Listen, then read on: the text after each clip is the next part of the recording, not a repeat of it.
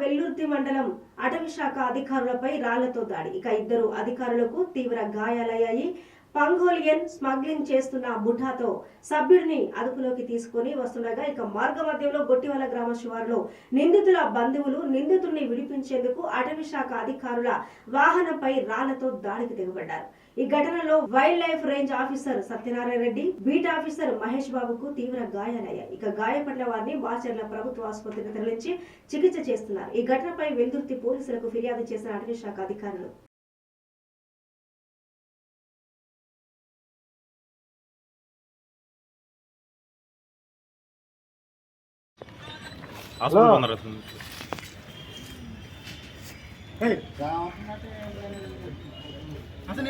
government hospital నుంచి